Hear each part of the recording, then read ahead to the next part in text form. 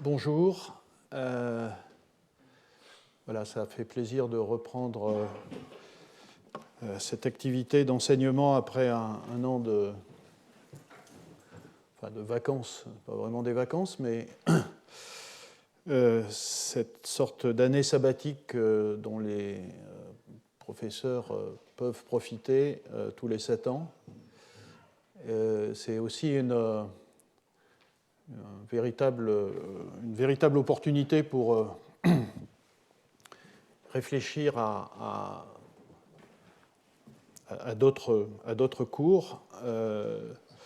Alors, dans le passé, alors ici, vous avez le programme. Je ne suis pas sûr de pouvoir le suivre tel que c'est indiqué là, mais enfin, on va faire un voyage sur cette question des petites molécules et de la catalyse.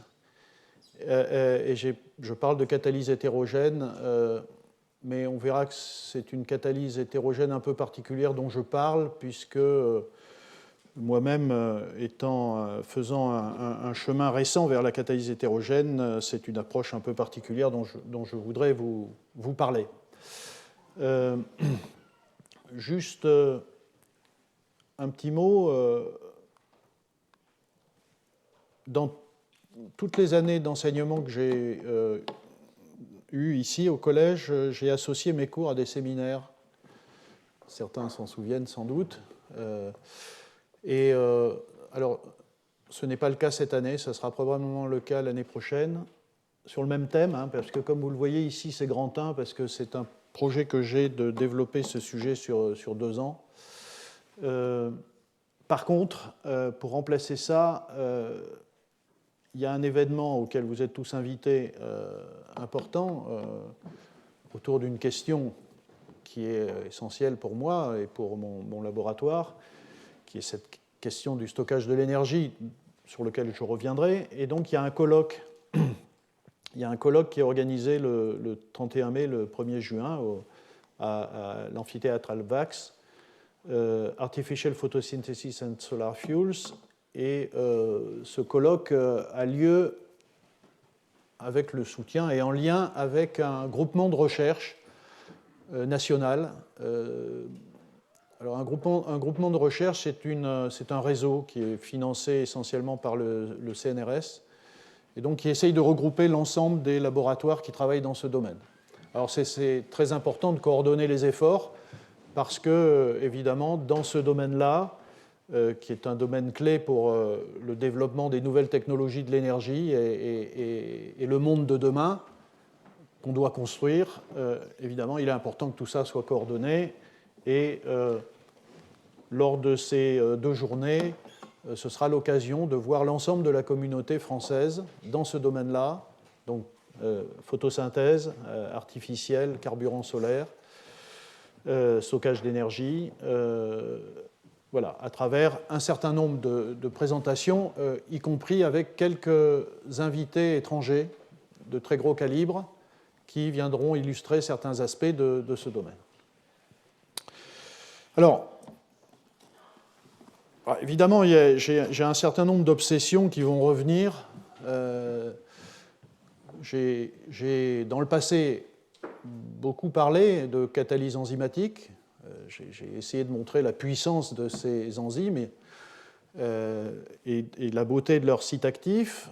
Évidemment, j'ai aussi déjà parlé à diverses occasions de la puissance d'une démarche, d'une approche qui est ce qu'on appelle la chimie bio-inspirée, qui consiste à essayer de comprendre ce que dans une enzyme on peut tirer comme information pour construire de nouveaux systèmes catalytiques de synthèse. Et puis, évidemment, tout ça, je l'ai assez souvent développé dans le contexte des problèmes de l'énergie. Alors, ces obsessions-là, on va les retrouver en partie dans le cours que je vais développer pendant ces 2 années. Mais donc, enzymes, chimie bio-inspirée, énergie. Mais il s'avère que mes préoccupations personnel et puis un certain nombre de projets qui se sont développés récemment ont fait qu'il y a eu un basculement, peut-être pas très contrôlé, mais un basculement vers une chimie qui n'est pas dans ma culture. Je suis ce qu'on appelle un chimiste de la chimie moléculaire, et un basculement vers la chimie hétérogène, la chimie du solide. Et disons que voilà, l'accès à une nouvelle discipline, c'est évidemment très exigeant, mais en même temps, quand on vient d'ailleurs, ça peut être intéressant parce qu'on a une vision peut-être un peu originale, et c'est ça que je vais essayer de vous montrer. Mais évidemment, on est toujours confronté au fait que le risque est assez grand de faire cela, le risque de dispersion, de se diluer, de se perdre dans de multiples orientations, donc c'est un risque. Mais pourquoi faire ça donc? Alors, il y a au moins 3 raisons. La première raison, c'est évidemment des accidents de parcours. Je vais vous raconter comment ces accidents ont eu lieu dans mon cas, un peu une forme d'histoire. Donc des accidents de parcours qui font que, sans prévision, sans anticipation, le projet bascule d'un projet de catalyse moléculaire homogène à un projet de catalyse hétérogène. Et alors dans ce cas-là, j'ai fait une petite slide, c'est assez amusant, mais c'est vrai que dans ce cas-là, il y a 2 solutions. C'est soit la politique de l'autruche, soit la stratégie d'Alice. La politique de l'autruche, c'est celle qui est souvent pratiquée, à savoir, je connais les molécules, je ne connais rien au solide, donc je fais comme si je n'avais pas vu qu'il y avait du solide dans mon système et qui, même s'il fait quelque chose d'intéressant, je passe à autre chose.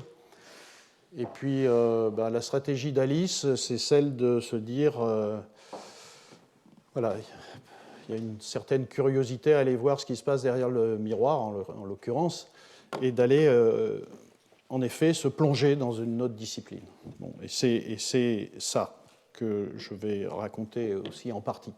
La deuxième raison, c'est que, d'une certaine façon, et là, c'est un certain crève-cœur, je dirais, pour un chimiste moléculaire, c'est que même si la chimie moléculaire a évidemment une place énorme, y compris dans l'industrie, les médicaments, ce sont des molécules, et il y a énormément de gens qui travaillent à l'élaboration à travers la synthèse organique de molécules. Parlons du domaine des polymères, par exemple. Enfin, les molécules jouent un rôle extrêmement important dans notre société, donc ça va continuer. Néanmoins, ce qui est un crève-cœur, puisque j'utilisais ce mot, c'est que dans le domaine spécifique de l'énergie, des nouvelles technologies de l'énergie,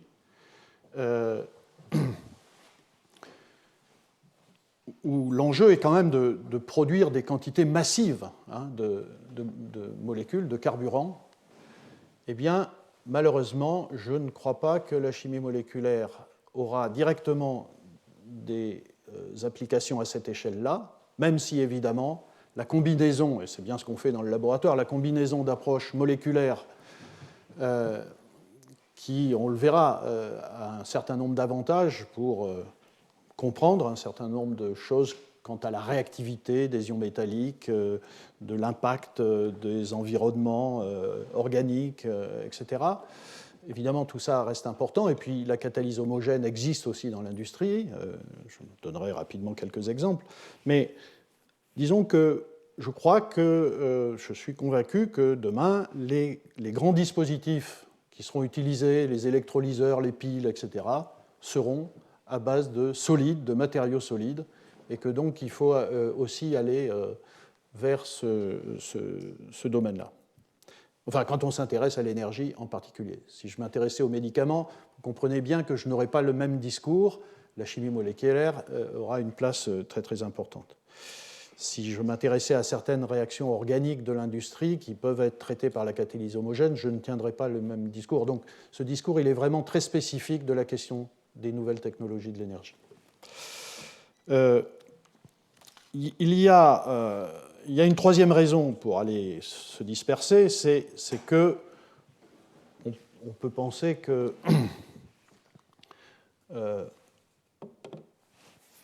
enfin, même si c'est très exigeant et très compliqué parce que ça demande d'acquérir tout un tas de cultures, ce qui n'est pas forcément évident dans les cursus universitaires ou autres. Si vous voulez, je suis convaincu que demain, les grandes découvertes se feront, pas très originales, mais je crois que c'est vrai, se feront à l'interface de plusieurs disciplines. On parle de l'interface physique-biologie, on parle de l'interface chimie-biologie, mais même à l'intérieur d'une discipline, hein, parce que les choses sont très différentes entre le moléculaire, le solide, etc., l'enzyme. Bien, malgré tout, c'est à travers ces interfaces-là que les grandes découvertes se font. J'aime bien ce... Enfin, si vous avez un peu de temps, ce n'est pas une lecture très facile, mais lisez cet ouvrage de Michel Serres, qui a maintenant 10 ou 15 ans, qui s'appelle Le tiers instruit. Michel Serres, dans ce livre, développe ses idées sur l'éducation, sur la formation. Et en gros, il développe l'idée qu'il faut aller là où on n'est pas confortable. Notamment, il raconte qu'il a eu une grande chance, il était gaucher et son instituteur l'a forcé à travailler avec la main droite, ce qui aujourd'hui est politiquement incorrect. Il faut faire tout ce que les enfants ont décidé de faire. Et pour lui, c'était formidable parce que ça l'a amené vers un autre monde. Et puis il a un autre exemple, c'est celui d'une rivière. Il y a une berge et puis il y en a une autre. La première berge, c'est celle sur laquelle on est, sur laquelle on est très confortable, on se sent bien. Et une première chose à faire, c'est d'aller sur l'autre berge, c'est-à-dire un second monde, pour l'apprendre. Mais en fait, c'est même pas le second monde qui est intéressant. Et c'est ce qu'il dit ici, le corps qui traverse apprend certes un second monde, celui vers lequel il se dirige, la seconde berge, mais où on parle une autre langue, enfin un monde différent. Mais il s'initie surtout à un troisième, par où il transite. Et effectivement, la situation la plus inconfortable, c'est au milieu de cette rivière. Il ne sait pas s'il faut revenir en arrière sur la berge qu'il connaît bien ou aller vers l'autre, et c'est là qu'on apprend le plus de choses. Donc voilà, tout ça c'était pour illustrer cette idée qu'il faut savoir prendre des risques en matière de pluridisciplinarité. C'est ce que j'ai essayé de faire souvent, et c'est ce qu'on essaye de faire dans le laboratoire ici au Collège de France. Alors, donc je vais parler de ce monde nouveau, de cette berge nouvelle, mais je vais le faire de façon un peu particulière. C'est à travers la question de savoir si... donc je vais parler de solide, bien sûr, mais pas comme en parlerait un spécialiste de catalyse hétérogène, de chimie du solide. Je n'ai pas cette prétention-là, mais essayer de montrer en quoi on peut avoir une vision d'une certaine chimie du solide à travers une synergie avec les molécules. Alors, pour commencer, dans le titre du cours, il y a plusieurs choses. Hein. Il y a petites molécules, activation et catalyse. Alors, j'ai décidé quand même de ne pas passer tout de suite sur les choses dures, on y viendra, mais de prendre un peu le temps d'expliquer un certain nombre de choses. Et d'abord, de quoi on parle quand on parle de petites molécules? Eh bien, on parle de toutes ces molécules, d'ailleurs, quand je dis toutes, c'est un nombre très limité, qui sont présentes à la surface de la Terre, qui sont très stables, à la fois sur le plan thermodynamique et cinétique, et qui sont présentes à des quantités colossales sur la planète. C'est évidemment la molécule d'eau, voilà quelques exemples, hein, la molécule d'oxygène que nous respirons, l'azote, c'est l'air. Bon, l'hydrogène, il n'y en a pas des masses, mais c'est aussi une grande question dans le domaine de l'énergie, le CO2, le méthane, etc., etc. Alors, ces molécules-là, pourquoi elles sont intéressantes?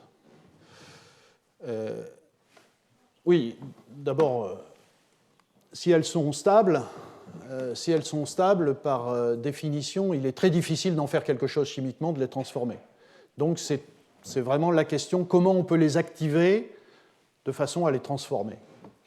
Alors pourquoi les transformer? Parce que, évidemment, elles sont très abondantes et qu'elles peuvent fournir pratiquement, on pourrait en citer quelques autres, mais pratiquement la très grande majorité des atomes dont un, je vais en dire un mot, le vivant a besoin, et deux, notre société a besoin, enfin, sur le plan industriel.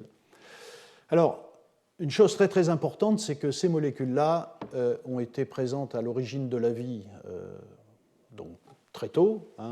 Si vous avez ici une histoire de la Terre, en gros, dégazage de la Terre, vous voyez, atmosphère primitive, on avait du CO2, de l'azote, de l'eau, etc. L'oxygène, c'est un produit tardif de l'évolution, vous le savez, c'est à peu près 2 milliards d'années, avec l'apparition des organismes photosynthétiques qui transforment l'eau en oxygène. Et ensuite, ça a mis du temps parce qu'il y avait des quantités massives de fer ferreux qui ont tamponné cette arrivée d'oxygène. Et donc, j'en dirai un petit mot avec l'oxydation du fer en fer ferrique qui a précipité, qui a disparu des solutions. Et puis, évidemment, dans ces dernières années, on parle en effet beaucoup de l'accroissement de la quantité de CO2 dans l'atmosphère, à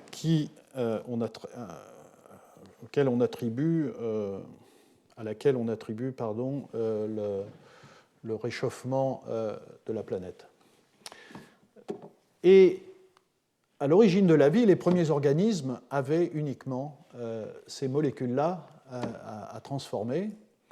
Et donc, la question de l'activation des petites molécules est absolument centrale à la compréhension des origines de la vie.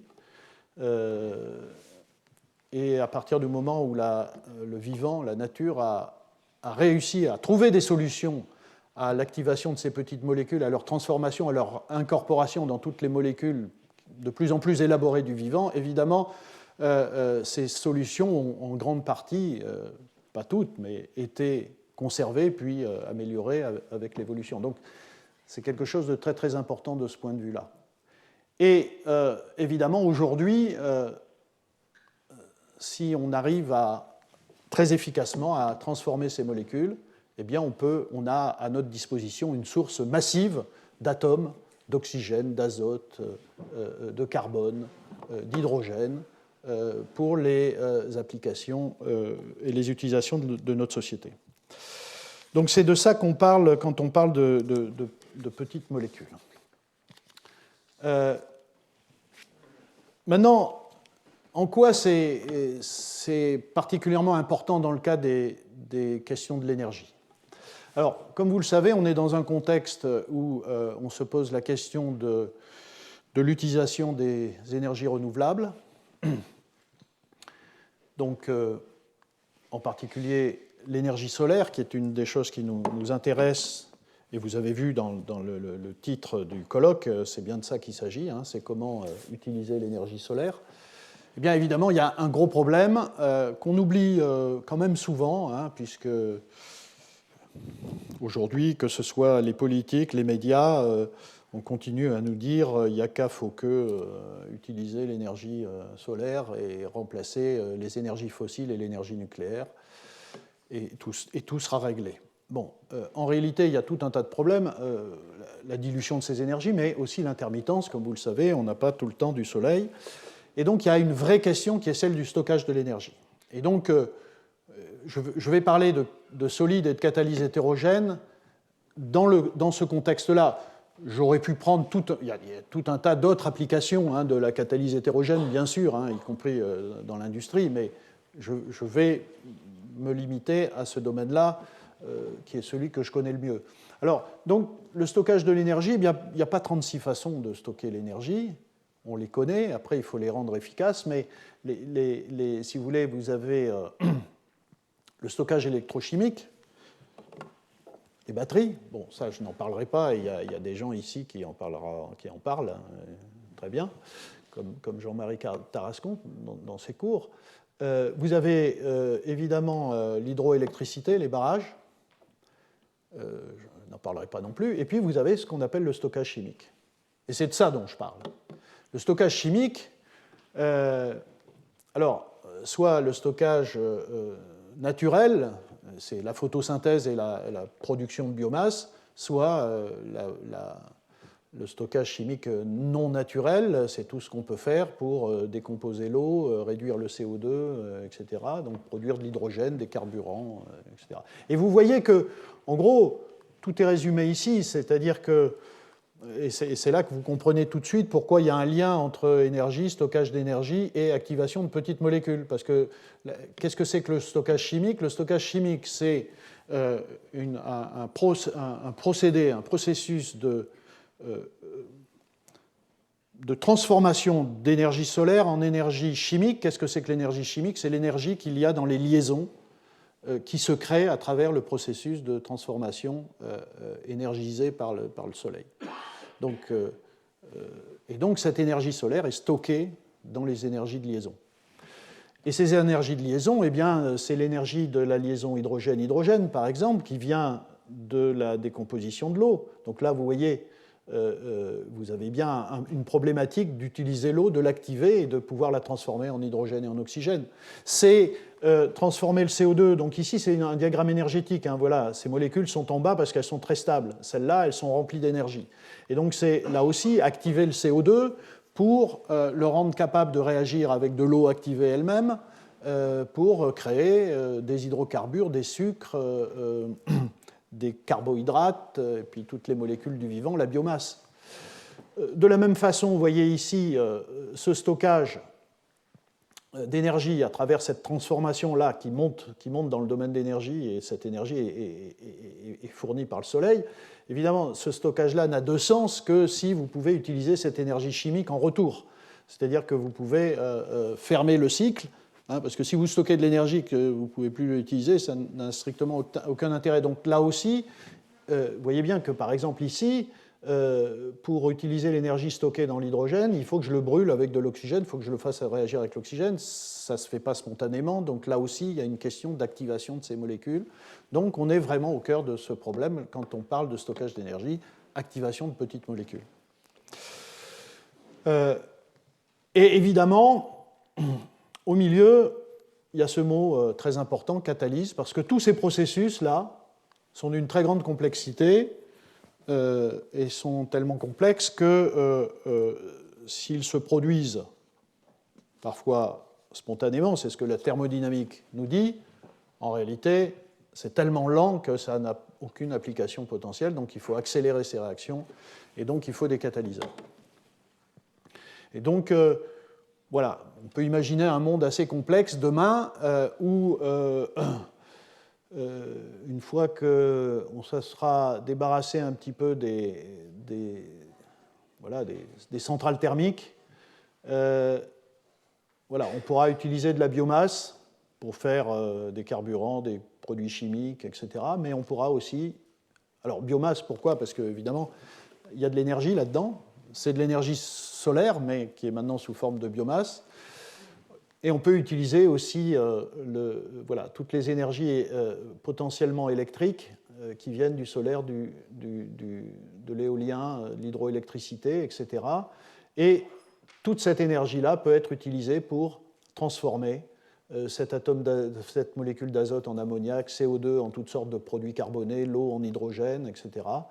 Et ensuite, par différentes transformations, ces molécules, à nouveau, nous alimentent en molécules, matériaux, produits chimiques et carburants pour le transport. Donc voilà pourquoi toutes ces choses-là sont liées et voilà pourquoi je vais constamment rapporter cette question de l'activation des petites molécules à ces domaines d'énergie. Bon, c'est un choix, hein, à nouveau, je répète, je prends ces domaines-là comme illustration des concepts que je vais discuter. Là, on a typiquement, si vous voulez, l'illustration, voilà, les dispositifs dont on parle. Dans un électrolyseur, à l'anode,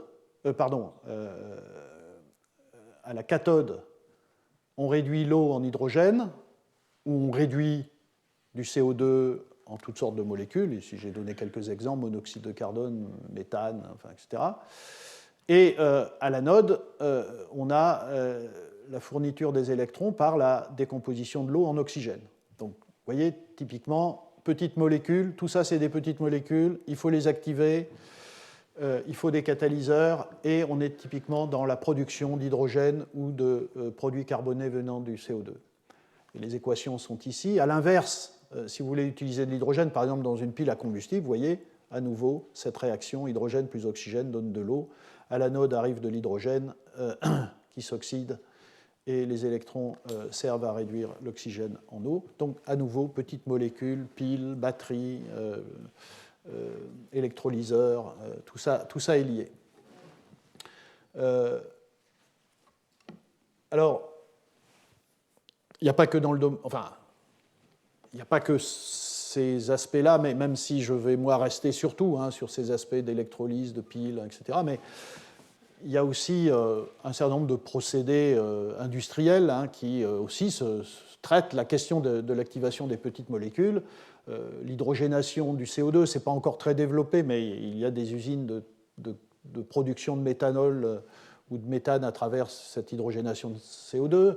Évidemment, il y a cette réaction de Fischer-Tropsch qui est ancienne, mais qui revient régulièrement sur le tapis, et qui pourrait être dans l'avenir un peu plus développée encore, qui est cette hydrogénation de CO pour donner des carburants, des hydrocarbures.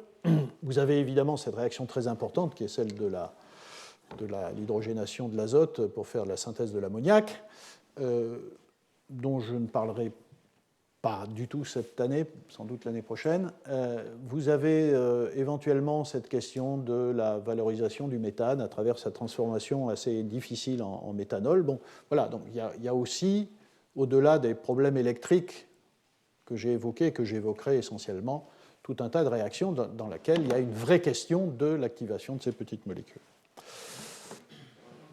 Alors, activer, ici, vous voyez, tout ça, ce sont des réactions redox.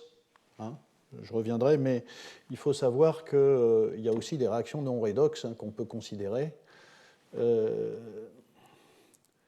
Produire des OH- de l'eau à pH basique, ce que font certains enzymes, c'est un enjeu, c'est difficile. On peut faire des réactions, si vous voulez,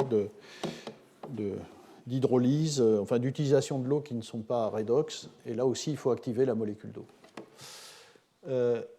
Voilà, alors, maintenant, quelques mots quand même pour introduire cette question de catalyse. Certains la connaissent très bien ici, mais néanmoins pour bien clarifier de quoi on parle. Voilà une réaction qui est ici facilement décrite par ce diagramme, énergie en ordonnée et chemin de réaction en abscisse, où vous avez le réactif et vous avez le produit, X et Y. Et vous avez une première information, c'est que le niveau d'énergie des deux sont différents, et donc vous avez une contrainte énergétique qui est ici expliquée par delta H. Donc, dans ce cas-là, par exemple, il faut apporter de l'énergie pour aller de X à Y. Mais l'autre information, c'est cette énergie d'activation, EA, qui est l'information cinétique de la réaction. Pour passer de X à Y, eh bien, il faut aller plus haut en énergie, il faut passer une barrière énergétique, et plus cette barrière est grande, et plus la cinétique est lente. Et donc, une des façons de contrer cette limitation cinétique, c'est évidemment ce qu'on appelle un catalyseur. Donc c'est une molécule, un solide, un composé.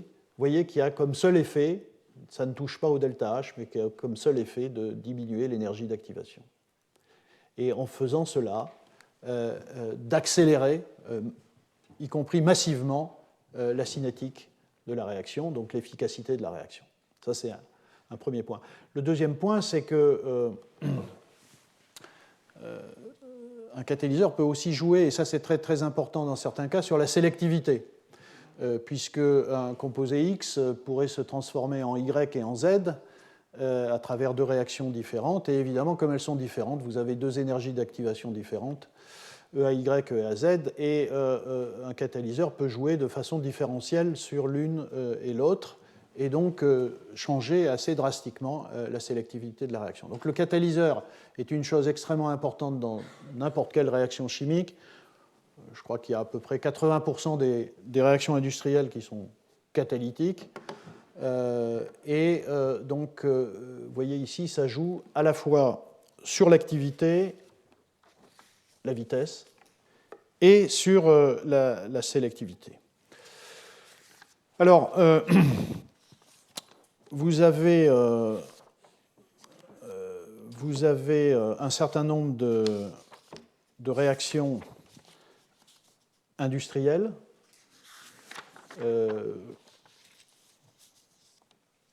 Bon, la moitié des carburants et de l'éthylène, et enfin une très grosse quantité de certains hydrocarbures qui sont à notre disposition sur la planète viennent d'une réaction, par exemple, très connue, craquage catalytique, catalysé par des éolytes, vous voyez ce genre de transformation qui conduit à partir d'hydrocarbures lourds à des molécules d'hydrocarbures plus petites et d'usage plus important. La synthèse de l'ammoniac, j'en ai parlé, la synthèse de l'acide sulfurique. Bon, chaque fois, vous voyez, il faut quelque chose en plus, c'est un catalyseur.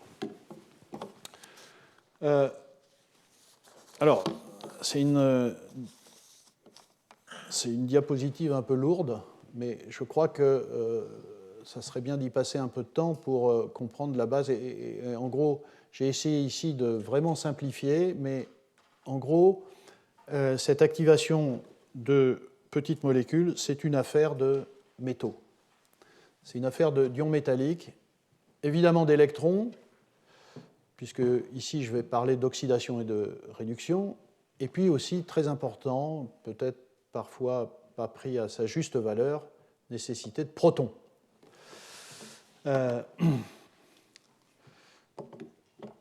En gros, d'ailleurs la nature n'a pas fait autrement. Tous les organismes vivants, toutes les enzymes qui font de l'activation de petites molécules, chez les plantes, chez les hommes, chez les bactéries, ont choisi des ions métalliques pour faire ces transformations. Et évidemment, c'est absolument central, parce que, si vous voulez, la première chose à faire quand vous voulez activer une petite molécule, c'est de modifier d'une certaine façon ses propriétés électroniques. Et la seule façon sérieuse de faire ça, c'est de créer la possibilité d'une interaction avec un ion métallique. Cette simple interaction change les propriétés électroniques de sorte que vous avez un début d'activation qui peut être ensuite exploité par des transferts d'électrons et des transferts de protons. Donc, avoir bien en tête que on est dans la chimie donc inorganique, bio-inorganique. Les métaux sont absolument essentiels, et ils le sont depuis 3 ou 4 milliards d'années. Protons, aussi essentiels parce que vous ne pouvez pas enlever des charges ou rajouter des charges à l'infini, il faut compenser ça par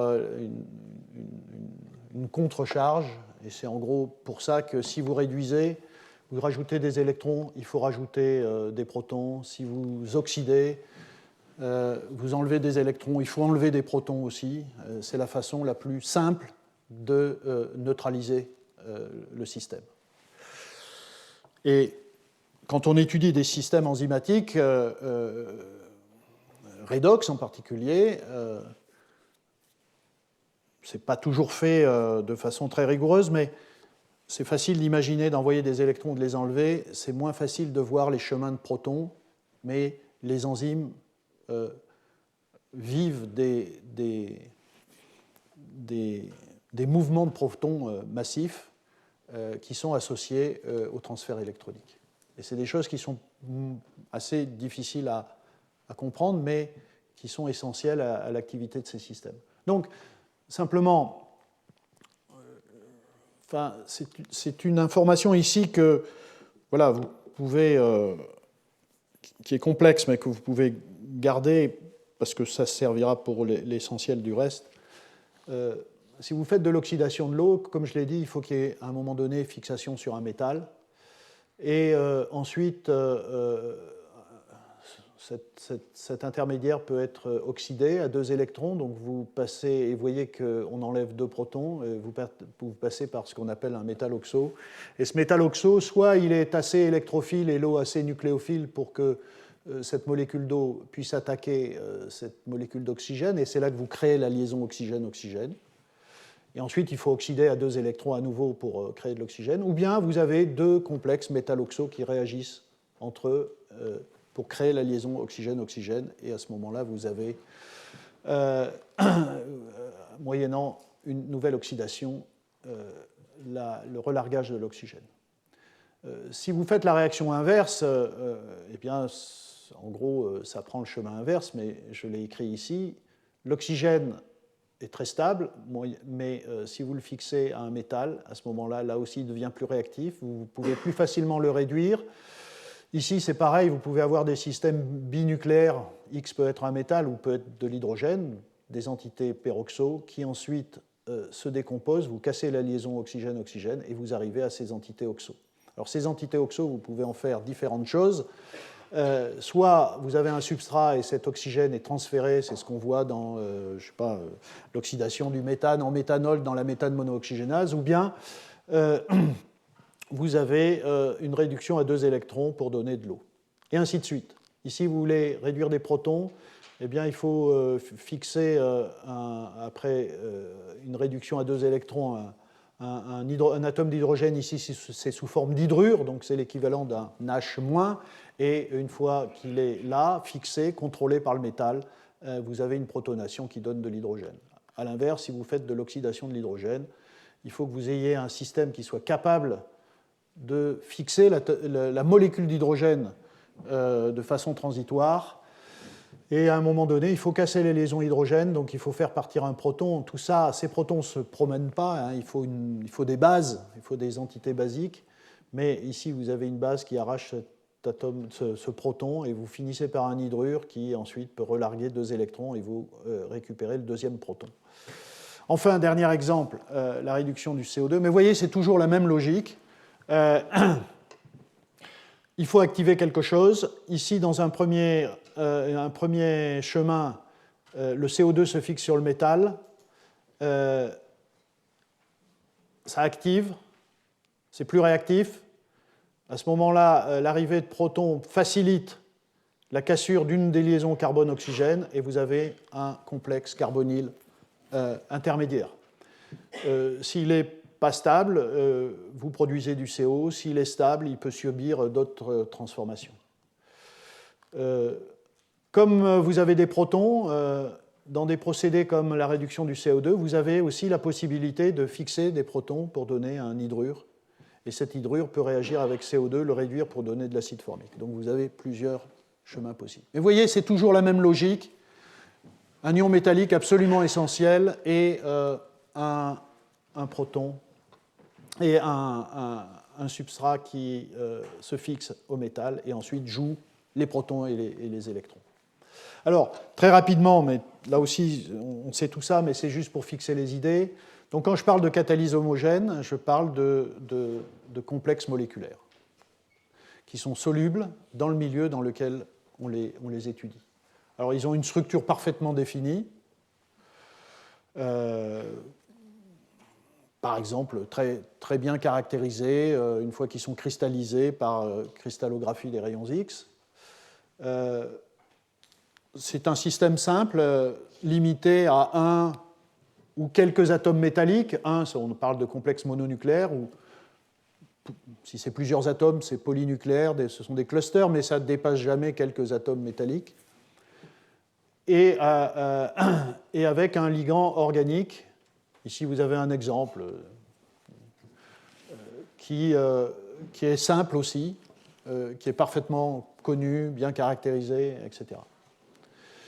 Et puis, vous avez un nombre limité d'états redox accessibles.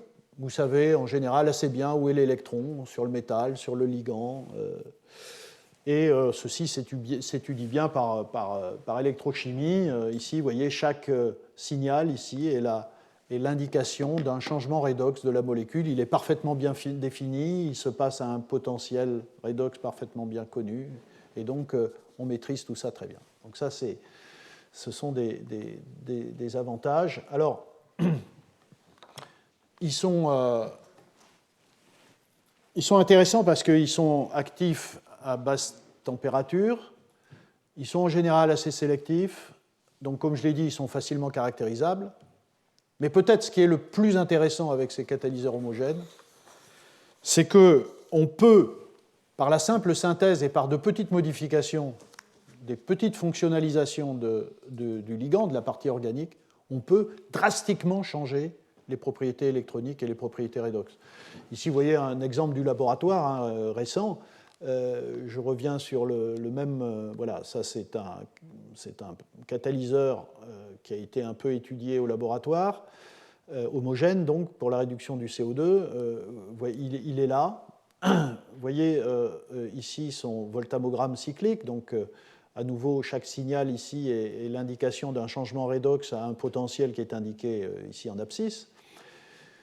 Eh bien, vous voyez que par des petites modifications, ici, en rajoutant un groupement électrodonneur, ici, en rajoutant des ligands plutôt électro-attracteurs, vous changez, vous voyez ce signal-là, il apparaît ici ou là, et donc vous avez pratiquement... enfin, ce signal vient ici ou il vient là, voilà. Et donc vous avez pratiquement une différence de 1 volt, ce qui est colossal, en rajoutant des toutes petites choses sur le ligand. Donc ça, c'est un des gros avantages de la catalyse homogène, et c'est exploité à l'infini par les chimistes de cette catalyse. Alors, les inconvénients, il y en a un certain nombre.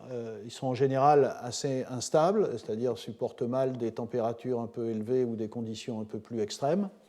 Le gros inconvénient dans les applications industrielles, c'est que, parce qu'ils sont difficilement séparables des produits, puisque les produits sont dans le milieu réactionnel avec les catalyseurs, ils sont donc difficilement recyclables. Et donc il y a en ce moment beaucoup de recherches sur des catalyseurs à base de métaux non nobles pour faire des réactions en catalyse homogène, parce que on peut bien sûr perdre ce catalyseur, et il faut qu'il coûte, voilà, il faut pas qu'il coûte trop cher. Et il y a beaucoup de procédés industriels en flux, et évidemment avec un catalyseur homogène, c'est pas très adapté. Donc il y a des avantages et des inconvénients, mais si vous voulez, je crois que la chose la plus intéressante avec la catalyse homogène, c'est ça, c'est la modulabilité par la fonctionnalisation des ligands, et ceci permet surtout, au-delà d'une optimisation rationnelle très intéressante, éventuellement pas éventuellement, mais aussi de comprendre certains aspects fondamentaux qui lient les propriétés électroniques du catalyseur avec l'activation de la molécule que l'on considère. Là aussi, un exemple, toujours avec ce complexe-là, ça aussi c'est un résultat, vous voyez, récent du laboratoire, c'est de la réduction du CO2. Ce sont des complexes de cobalt.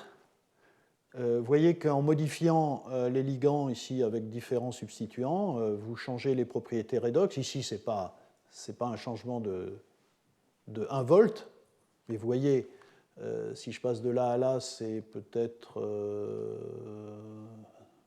200. Oui, c'est ça, 200 millivolts de différence, c'est beaucoup moins. Mais néanmoins, Donc, ces changements s'expliquent très facilement par les propriétés électroniques des substituants, hein, qui se traduisent par cette courbe ici, mais je ne rentre pas dans le détail. Mais cette simple petite modification de quelques centaines de millivolts conduit à des changements drastiques de sélectivité du catalyseur. Vous voyez qu'avec tel ligand, vous avez une très bonne sélectivité pour la réduction du CO2 en CO, et il y a très peu d'hydrogène qui se forme. À nouveau, vous devez comprendre que lorsque vous faites, je l'ai dit tout à l'heure, lorsque vous faites de la réduction du CO2, vous avez besoin de protons, et comme il y a des protons, vous pouvez faire de l'hydrogène. Donc il y a cette question de la compétition. Donc, et vous voyez que vous pouvez changer très significativement les proportions de CO et d'hydrogène par des modifications très minimes du ligand. Donc c'est quand même très très intéressant. Voilà. Alors, j'ai dit ma conviction de la problématique de la catalyse homogène dans le domaine de l'énergie, mais là encore, je l'ai quand même dit, ce n'était pas pour dire qu'il n'y a pas de place pour la catalyse homogène dans l'avenir. Il y a une très grande place pour la catalyse homogène, et d'ailleurs, il y a tout un tas de réactions industrielles qui sont du ressort de la catalyse homogène. La synthèse d'alcool et d'acide par la réaction d'hydroformylation des alcènes, ce sont des réactions qui sont catalysées par des catalyseurs homogènes relativement simples, hein, vous voyez, des complexes carbonyles, du cobalt ou du rhodium, par ces différentes entreprises. Donc vous avez toutes sortes de réactions très intéressantes. Donc là encore, j'insiste, la catalyse homogène est une discipline très importante et très utile sur le plan industriel. Catalyse acide, donc ça c'est non redox, hein, vous voyez, vous avez ici des catalyseurs métalliques qui ici ne jouent pas dans les transferts d'électrons. Des hydrogénations, donc hydroformylation, des réactions de polymérisation, voilà, de la catalyse asymétrique. Donc vous avez tout ça dans l'industrie. Voilà. Alors, il y a une catalyse,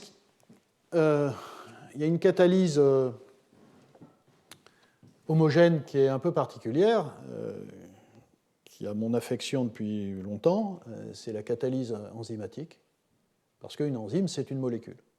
Donc, quand on parle de catalyse enzymatique, en général, on fait effectivement, on classe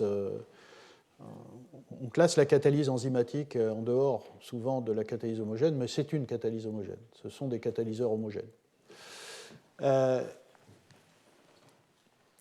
Alors, ces catalyseurs, ils ont une propriété, ces enzymes ont une propriété qui est très très importante, c'est que ces enzymes n'utilisent que des métaux non nobles. Ça, c'est une notion extrêmement importante. À ma connaissance, pour le moment, personne n'a encore découvert d'enzymes qui utilisent du platine, du rhodium, du ruthénium, de l'iridium, etc.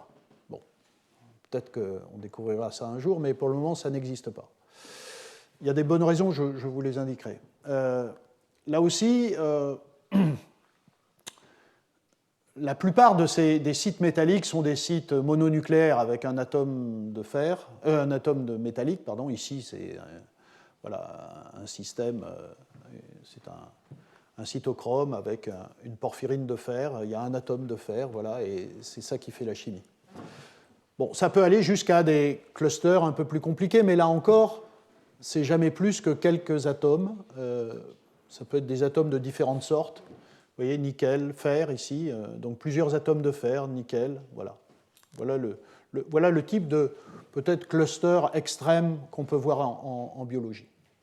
Donc c'est de la catalyse homogène, parce que tout ça est évidemment soluble dans le cytosol. Bon, il y a bien, évidemment, tout un tas d'enzymes qui sont dans des membranes et qui n'ont pas, évidemment, les mêmes propriétés de solubilité, mais ça reste quand même des systèmes homogènes. Évidemment, ce qui est intéressant, c'est que l'évolution, 4 milliards d'années, ont été utilisées pour optimiser ces systèmes. Donc, une efficacité catalytique exceptionnelle, avec des enzymes qui pratiquement travaillent sans énergie d'activation, des systèmes très sélectifs, hein, et qui sont très spécifiques du substrat. Alors, évidemment, c'est ces considérations-là qui ont considéré tout un tas de chimistes de se plonger sur la démarche bio-inspirée. La nature a sélectionné, a trouvé des solutions qui sont exceptionnelles. Donc, si je peux comprendre comment ça marche et si je peux faire des systèmes plus simples qui exploitent les principes fondamentaux du fonctionnement et de l'organisation de ces systèmes enzymatiques, à ce moment-là, je dois obtenir des systèmes qui fonctionnent bien. Et donc, c'est tout le domaine de la catalyse bio-inspirée. Et là, évidemment, je dirais que 99% des travaux dans ce domaine-là, de la catalyse bio-inspirée, c'est de la catalyse homogène. Parce que les enzymes sont homogènes, parce que les sites actifs sont des petites molécules, eh bien, quand on fait de la catalyse bio-inspirée, on fait de la catalyse homogène, pour l'essentiel.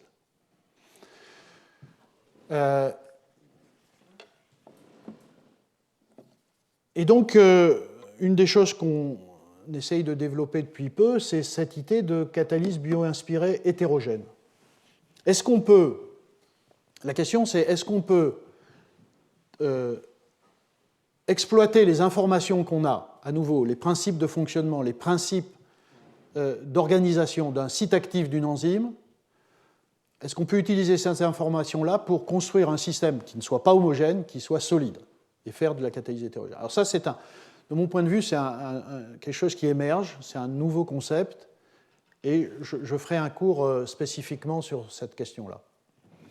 Vous montrer comment on peut faire. D'ailleurs, quand on pense à ça, on se dit, est-ce que vraiment il n'y a pas de catalyseur hétérogène biologique? Parce que l'idée, c'est qu'il n'y a pas de catalyseur hétérogène biologique. Et pourtant, il y a du solide dans le vivant. Je me suis souvent posé cette question, et il y a peut-être là des choses intéressantes à la surface de certains matériaux solides vivants. Peut-être qu'il y a des réactions qui ont une certaine sélectivité et qui ont un certain intérêt. Je ne crois pas, à ma connaissance, que ces idées-là aient été exploitées, étudiées. Bon.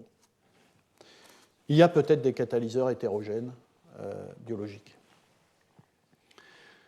Ou alors, juste parce que au cours de ces différentes heures là, où je vais parler de catalyse solide, mais en lien avec la problématique enzymatique et moléculaire, juste pour information, vous montrer qu'en effet, la nature, aujourd'hui, le monde vivant aujourd'hui, possède tout un tas de catalyseurs.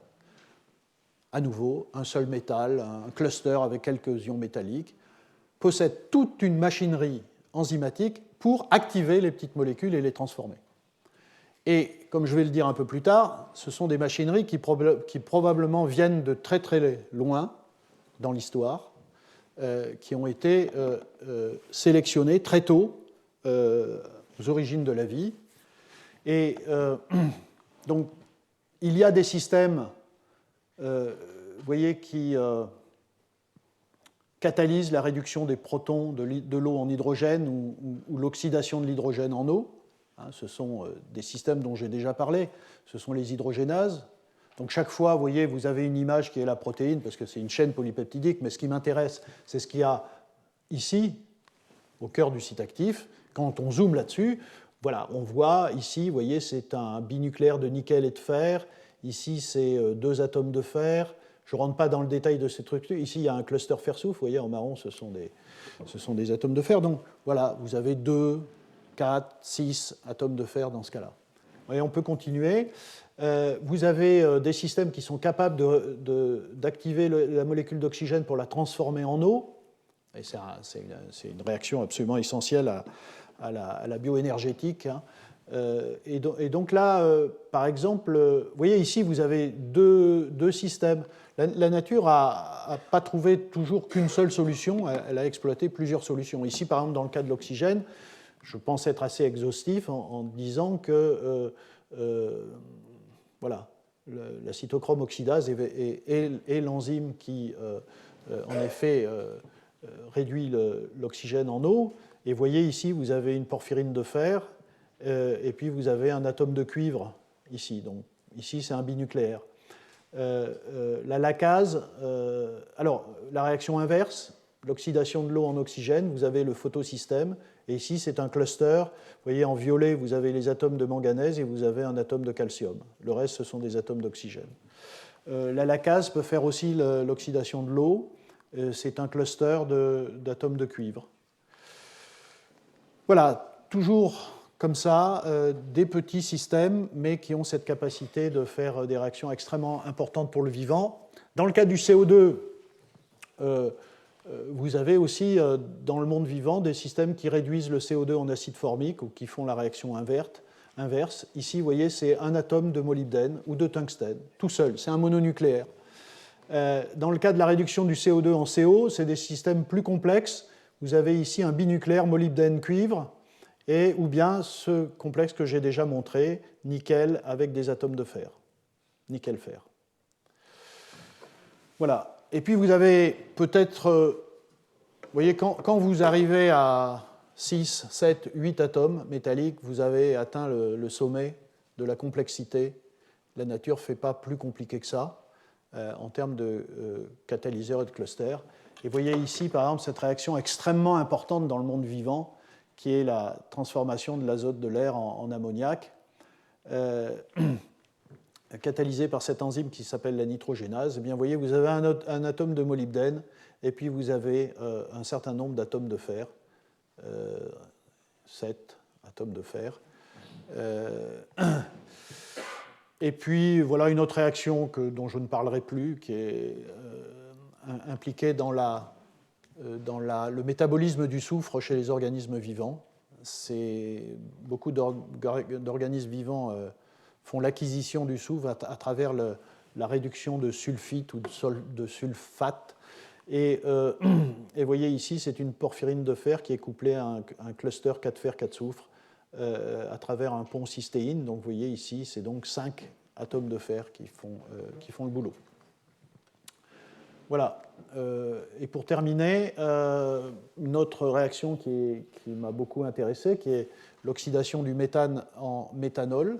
Il y a des organismes vivants. Alors ça, c'est une réaction qui intéresse énormément les industriels, et c'est pour ça qu'ils ont été très excités à un moment donné lorsqu'on a découvert des micro-organismes qui étaient capables de faire de l'oxydation du méthane en méthanol.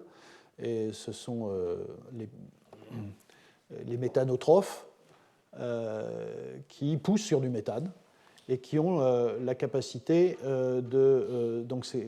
grâce à la méthane monooxygénase, et vous voyez, c'est un site binucléaire de fer. Ici, ce sont 2 atomes de fer, ça, c'est 2 atomes d'oxygène. Ça, c'est pour le méthane. Vous avez une autre enzyme qui est à base de cuivre. Et là, vous avez aussi un système binucléaire de cuivre qui fait le boulot. Donc la nature, à nouveau, peut sélectionner différents systèmes pour faire le même type de réaction, mais chaque fois, c'est limité à des sites actifs relativement simples d'une certaine façon. Et c'est pour ça que, alors ici j'ai oublié de mentionner ça, et chez les mammifères, vous avez des cytochromes P450, donc ce sont des porphyrines de fer qui font l'activation de l'oxygène. Et donc c'est bien parce qu'au fond, ces systèmes vivants sont relativement simples en fait, que la démarche de la chimie bioinspirée est pertinente. Parce que finalement, on peut penser que le chimiste est capable de produire des entités par synthèse qui ressemblent à ces choses pas si compliquées que ça. Voilà. Bon, juste des choses que j'ai déjà dites dans le passé, mais je les rappelle rapidement. Vous avez compris que la raison pour laquelle la nature a choisi des métaux non nobles, c'est essentiellement pour des raisons enfin, il y a plusieurs raisons. Il y a une raison qui est une raison de disponibilité des métaux. Donc, c'est ce que j'appelle ici le principe d'abondance. Si vous regardez la quantité de métaux dans un tissu et la quantité dans l'eau de mer, en gros, vous voyez une très bonne corrélation. Donc la nature ne s'embête pas, elle prend ce qu'il y a de plus abondant. Alors, il y a un problème avec le fer, par exemple. Vous voyez, il faut aussi, quand vous faites ce genre de raisonnement, il faut que vous teniez compte aussi d'un certain nombre de propriétés physico-chimiques. Le fer, il n'est pas du tout dans cette ligne-là. Là. Et en fait, si vous pouvez le ramener ici, si, comme c'est écrit ici, vous pensez au fer. Alors ici, c'est fer dans la mer ancienne. Qu'est-ce que c'est que la mer ancienne? En fait, c'est très simple.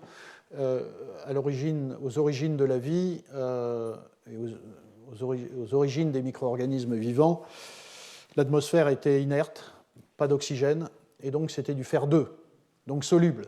Tout le fer, qui est le second métal le plus abondant à la surface de la Terre, après l'aluminium, était massivement soluble. Donc les organismes vivants ont pu l'utiliser. Et puis quand est arrivé l'oxygène, il a massivement précipité. Alors, les organismes vivants auraient pu dire « Ok, je fais autre chose qu'avec du fer, puisque si j'applique le principe d'abondance, il n'est plus du tout abondant. » Alors ça, c'est d'autres informations. Oui, c'est en gros, voilà, hein, quand le fer s'oxyde, il précipite, c'est de la rouille.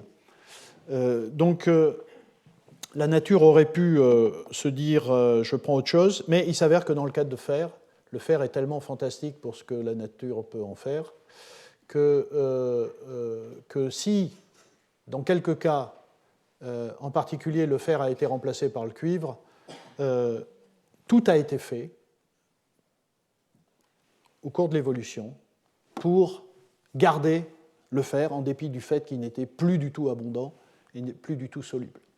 Et donc il y a eu toute une transformation du monde vivant à travers la mise en place de systèmes antioxydants, des stratégies de solubilisation des oxydes de fer et de réduction du fer 3 en fer 2 pour rendre le fer soluble et accessible. Et bien sûr, il y a eu de nouveaux cofacteurs enzymatiques qui sont apparus, hein, qui sont plus stables à l'air, et en particulier le cuivre, de sorte que, et uniquement sur des bases des potentiels de redox, vous pouvez très aisément comprendre pourquoi, au cours de l'évolution, l'ère du fer a été essentielle à l'origine. Quand je dis l'ère du fer, c'est l'élaboration de toutes les enzymes à fer qui étaient nécessaires à l'origine de la vie et ensuite au développement des organismes vivants. Et que quand l'oxygène est arrivé, il y a eu partiellement un remplacement du fer par le cuivre, de sorte qu'on parle d'ère du cuivre dans un second temps. D'ailleurs, vous constaterez que c'est l'inverse lorsqu'on parle de l'âge de bronze et l'âge du fer. L'âge du bronze, c'est avant l'âge du fer, aussi pour des réactions redox, parce que la métallurgie à cause de ça, hein, à cause des potentiels redox, la métallurgie du cuivre est plus facile que celle du fer, puisque en effet, c'est plus facile d'obtenir du cuivre 0 par réduction de quelque chose qui est à 0,3, 0,2 volts, que de descendre à moins 0,2, moins 0,4, donc il faut des technologies plus puissantes. Donc voilà, sur des simples considérations redox, on comprend un peu comment se passent les choses. Voilà. Et la raison pour laquelle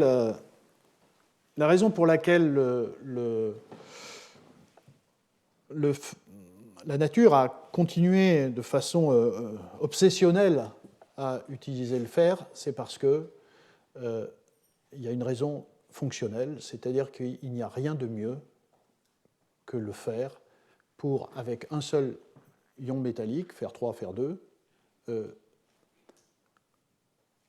balayer pratiquement 1 volt de potentiel pour faire toutes les fonctions possibles du monde vivant. Et ça se voit bien sur des diagrammes de ce type-là. Ici, vous avez une échelle de potentiel. Ici, c'est 2 valeurs de pH.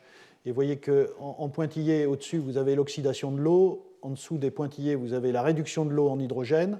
Donc, il ne faut que des systèmes redox métalliques qui soient dans ce domaine-là. L'étain ou le chrome, par exemple, ça n'existe pas dans le monde vivant. Simplement parce que là, c'est pour des raisons fonctionnelles, ce n'est pas uniquement pour des raisons d'abondance, c'est parce que là, on a des systèmes qui sont beaucoup trop réducteurs et qui transforment le solvant du vivant, qui est l'eau, en hydrogène.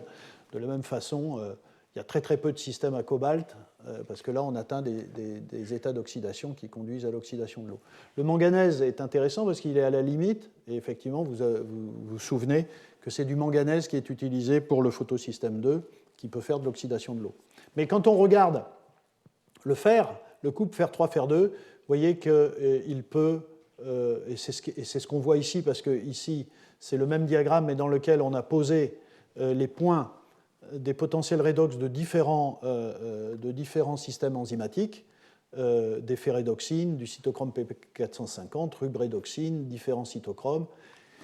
Et cela nous montre bien que le fer est capable, avec un atome de fer et en faisant varier la chaîne polypeptidique autour et les ligands, on peut atteindre différents niveaux, enfin une très grande gamme de potentiels redox.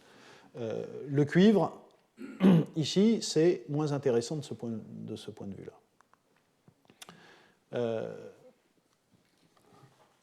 À nouveau, pour illustrer cette approche-là, pour montrer comment assez facilement, sur la base de données physico-chimiques très simples, des constantes d'équilibre, des potentiels redox, on peut comprendre la logique du vivant. Ici, par exemple, vous voyez, transport d'oxygène. Les organismes aérobies qui vivent à l'oxygène, il faut qu'ils aient des systèmes qui captent l'oxygène moléculaire. Eh bien, quand on regarde les systèmes vivants, on s'aperçoit qu'il y a la nature a sélectionné trois protéines pour fixer l'oxygène. Vous avez l'héméritrine, c'est un système binucléaire de fer. Vous avez l'hémoglobine et la myoglobine, que vous connaissez bien, qui est cette porphyrine de fer. Et puis vous avez l'hémocyanine, qui est un binucléaire de cuivre. Pourquoi la nature a choisi du fer et du cuivre ? Et pourquoi des fois des binucléaires et des fois des mononucléaires ? Alors, évidemment, là vous pourriez dire c'est principe d'abondance. Certes, encore que par le principe d'abondance, on pourrait en conclure que il faut éviter le fer puisqu'il n'est plus abondant aujourd'hui. Mais par des raisonnements aussi simples que l'étude de ces équilibres-là, la fixation réversible de l'oxygène caractérisée par ce ΔG, par un complexe mononucléaire, ou la fixation réversible de l'oxygène par un système binucléaire, caractérisé par ce ΔG. Eh bien, quand vous étudiez, vous estimez, vous faites les calculs de ces ΔG pour différents systèmes, eh bien, avec la règle, évidemment que vous comprenez bien qu'il faut que ce ΔG soit négatif, mais pas trop. Négatif parce qu'il faut que la réaction ait lieu, mais pas trop parce qu'il faut que le système puisse redonner de l'oxygène une fois qu'il l'a fixé, parce que s'il le fixe irréversiblement, ça n'a aucun intérêt. Eh bien, on s'aperçoit assez facilement qu'on trouve ces chiffres-là, donc entre -2 et -5, qui est la valeur optimale, avec des systèmes mononucléaires de fer, ou des mononucléaires de fer, ici, ou binucléaires de fer et de cuivre. Voilà, c'est le type de considération qui permet de comprendre et qui peut aider. Alors, sur la catalyse hétérogène, là aussi, une petite introduction. Alors, avec la vision de quelqu'un de neuf dans le domaine, mais qui vous dit ce qu'il en pense. Alors, un catalyseur solide, hétérogène, oui, en effet, il est solide et donc il est insoluble dans le milieu dans lequel on va l'utiliser. C'est un réseau d'atomes métalliques, donc ça peut être un seul atome, mais ça peut être aussi deux atomes, ce sont des bimétalliques, ça peut être des polymétalliques, ça peut être des alliages, donc il peut y avoir des mélanges d'atomes. Évidemment, dans la mesure où les molécules substrats ne peuvent pas traverser pour l'essentiel, mais on verra qu'on peut construire des matériaux qui permettent cela, les réactions se font sur la surface de ces solides.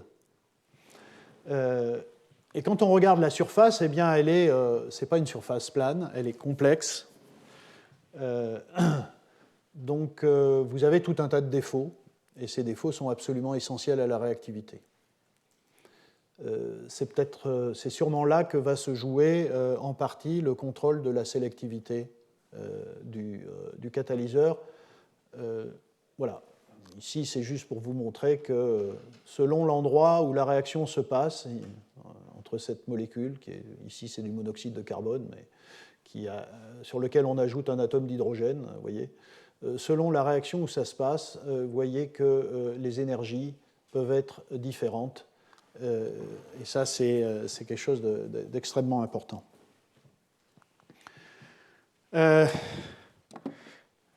Est-ce que cette... J'ai dit qu'il n'y avait pas de catalyse hétérogène biologique. Je ne connais pas de solide biologique qui catalyse une réaction spécifique. Mais néanmoins, il y a un lien très fort entre catalyse hétérogène et origine de la vie et vivant. Et c'est de ça dont je voudrais parler pour finir. Bon, les origines de la vie, la question des origines, c'est une question qui obsède les chimistes depuis très longtemps. Chaque fois que j'en parle, je ne peux m'empêcher de citer évidemment les expériences de Miller.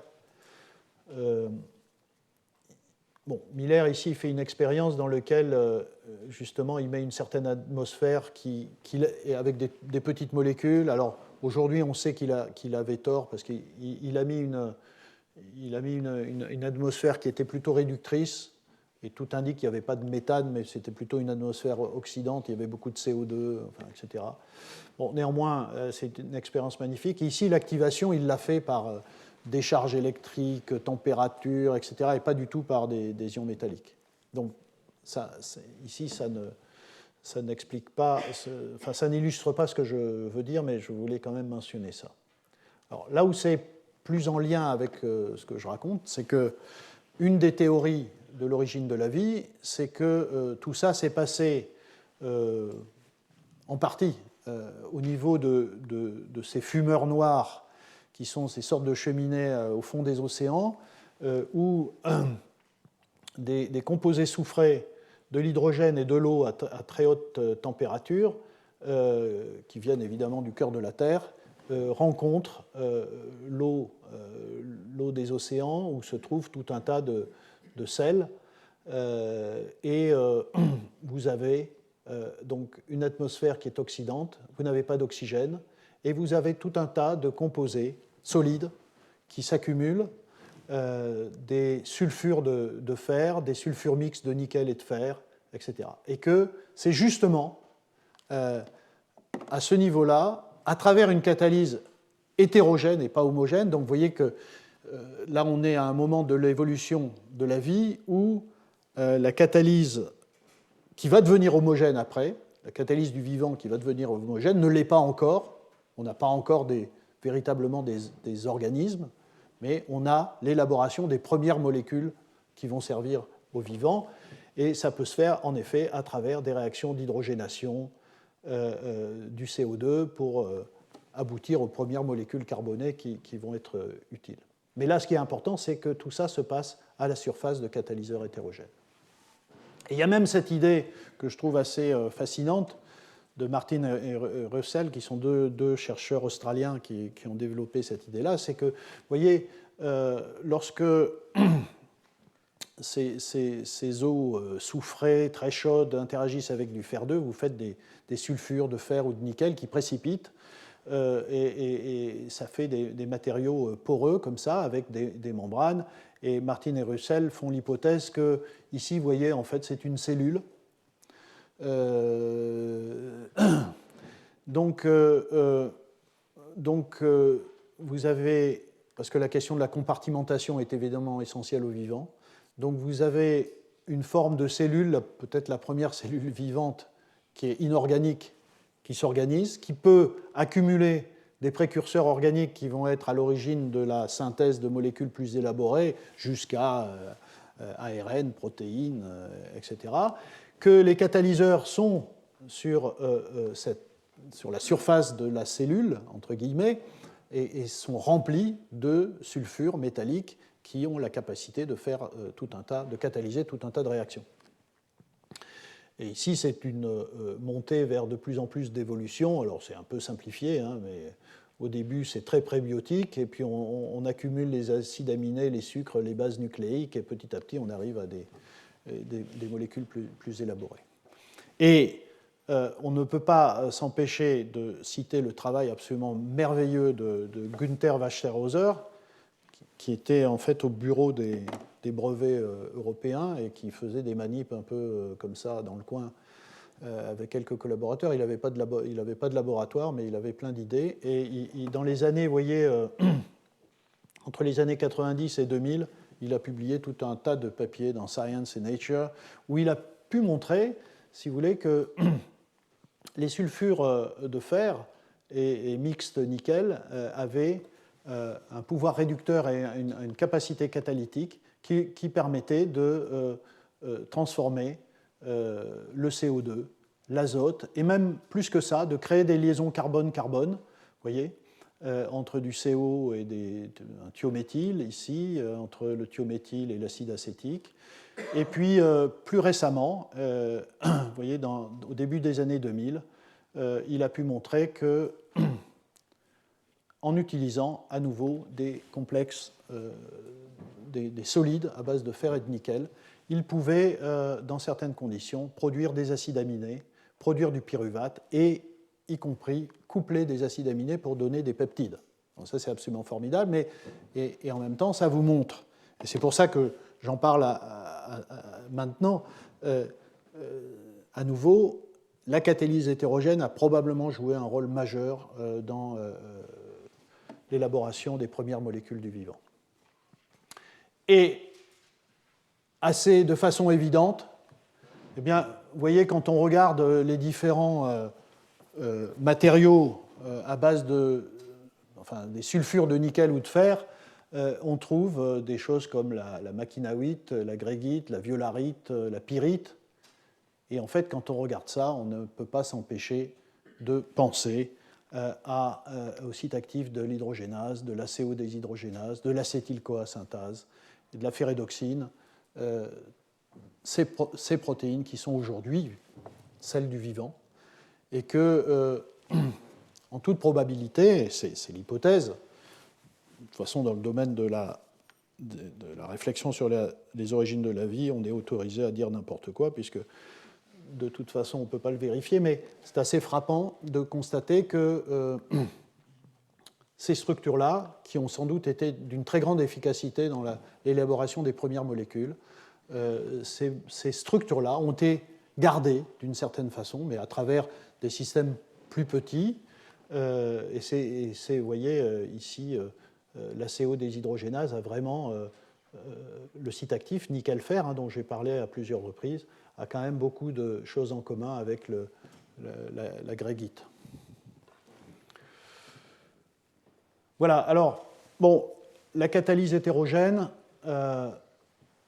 des avantages et des inconvénients, comme pour l'autre, des réactions multiélectroniques que ne peut pas faire la catalyse homogène. Ici, on verra des cas où le CO2 peut aller jusqu'à des réductions à 12 électrons. Évidemment, la chose très intéressante pour l'industrie, c'est que c'est un solide, donc dans les milieux réactionnels, les réactifs et les produits sont séparés du solide, on peut les séparer, et on peut donc recycler le catalyseur. Ils sont utilisables en conditions de flux, ils ont une certaine stabilité, même s'il y a des phénomènes de corrosion, bien sûr, dans certaines conditions extrêmes. Alors, il y a des inconvénients. Je dois dire que une des raisons pour lesquelles moi j'ai fait de la chimie moléculaire et qu'au début je ne me suis pas intéressé à la chimie du solide, c'est parce que je trouvais assez, je vais employer un mot extrême, mais assez insupportable de ne pas avoir, comme dans une molécule, une caractérisation absolument définitive, et qu'avec un solide, on avait beaucoup de problèmes de savoir de quoi on parlait. Bon, en réalité, les choses ont fantastiquement évolué. Ici, je mets caractérisation difficile avec un point d'interrogation, parce qu'en réalité, c'est faux. aujourd'hui, et je vous montrerai la semaine prochaine comment on fait, mais on a développé des technologies, et en particulier de microscopie, qui sont telles qu'on peut, y compris aujourd'hui, étudier un matériau solide, y compris en voyant des atomes isolés. Donc il y a une grande puissance de caractérisation au contraire. Mais en même temps, pour bien le définir, le matériau, le problème c'est qu'on est obligé de déployer une très grande multiplicité de techniques. Une seule ne suffit pas, alors qu'avec une petite molécule, un cristal et une diffraction suffit. Donc large de distribution de sites actifs différents. Je vous ai montré les défauts à la surface d'un solide. Il y en a plein, différents, et donc ce n'est pas toujours très facile d'identifier le site actif. Et puis d'une certaine façon, contrairement à la chimie homogène ou la catalyse homogène, où on peut de façon rationnelle se dire ok, je vais rajouter un groupement électroattracteur parce que je sais que si je fais ça, ça va avoir telle conséquence. Dans le cas d'un solide, c'est beaucoup plus compliqué. Enfin, c'est l'idée que je m'en fais. Les spécialistes de chimie du solide auront peut-être des points de vue différents, mais je pense que le design, l'élaboration, la synthèse de ces matériaux solides est un peu moins de rationnel.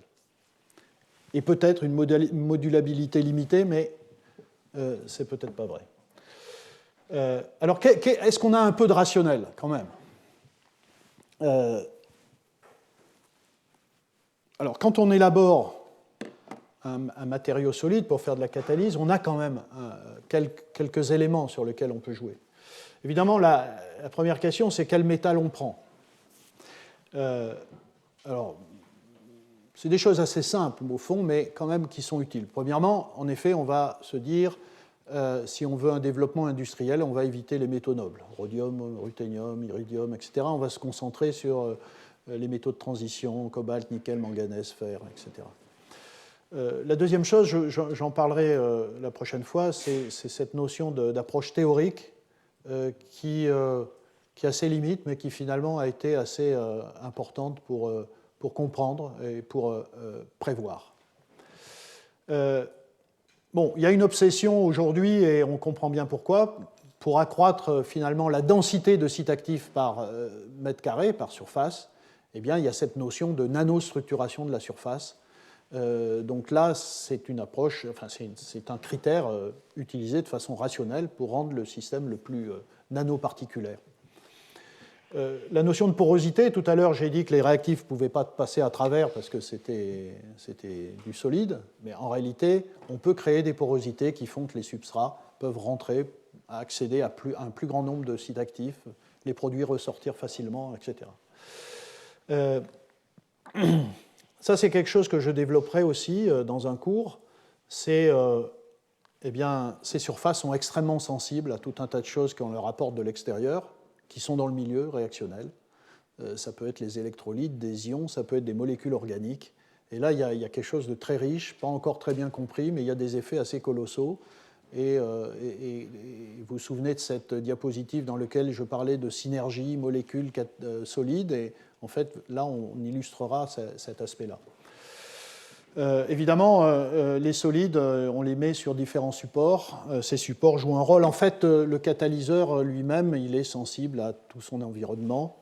Et c'est bien de ça qu'il faut comprendre pour, en effet, avoir une modulabilité du catalyseur plus rationnelle. Bon, en gros, évidemment, la stratégie n'est pas simplement de dire bon, je prends n'importe quoi, ça précipite, je regarde ce que c'est. Comme je l'ai dit, il faut introduire du rationnel. Je viens de montrer comment on peut le faire. Mais en gros, vous avez deux stratégies. Soit d'augmenter le nombre de sites actifs accessibles. Alors, ça, comme je l'ai dit, ça peut se faire à travers des structurations, des morphologies différentes que vous contrôlez. Ça peut se faire à travers l'utilisation de supports plus ou moins conducteurs, plus ou moins nanostructurés. Il y a énormément de développement là-dessus. Ça peut se faire à travers un contrôle de la forme des métaux. Et puis, par ailleurs, vous pouvez jouer sur l'activité intrinsèque du site actif, hein, à travers, justement, vous voyez ici un exemple, ce qu'on appelle adsorba, mais un certain nombre d'éléments, ça peut être des ions, ça peut être des molécules, qui activent la surface encore un peu plus spécifiquement à travers l'association de deux métaux dans des bimétalliques ou des alliages. Bon, voilà. Donc il y a quand même différentes façons de procéder. Donc aujourd'hui, pour quelqu'un comme moi qui vient de 30 ans de chimie moléculaire, je suis un peu moins angoissé devant un solide.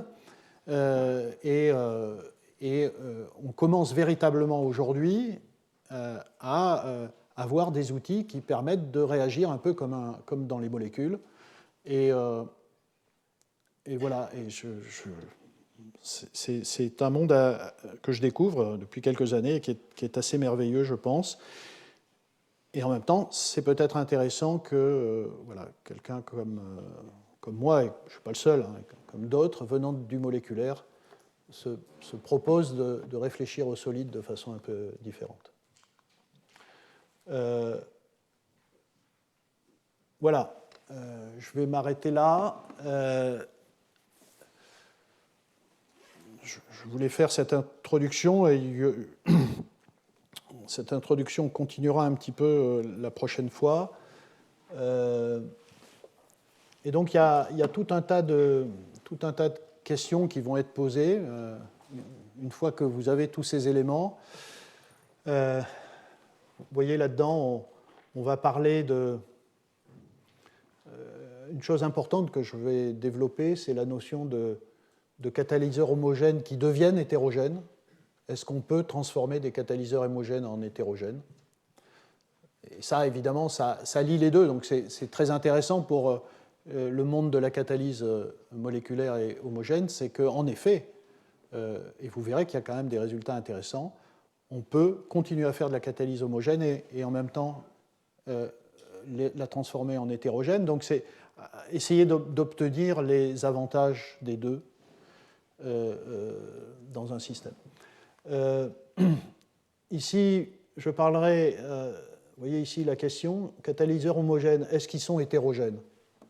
C'est curieux comme question, mais en réalité, on s'aperçoit que dans les conditions assez drastiques d'utilisation de ces catalyseurs pour l'activation des petites molécules, dans des électrolyseurs, des piles, enfin, etc., eh bien, assez souvent, ces catalyseurs homogènes subissent des transformations qui les font devenir hétérogènes.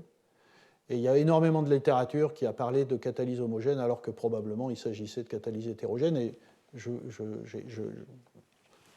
j'ai donc cette année un cours essentiel, enfin uniquement sur ce sujet-là, où vous verrez des exemples de grands débats qui ont eu lieu ces dernières années sur ces questions-là. Je parlerai, je l'ai évoqué, de catalyseurs hétérogènes bio-inspirés. C'est la question que j'ai déjà posée. Est-ce qu'on peut traduire une information moléculaire en solide? Une information moléculaire venant des enzymes en solide.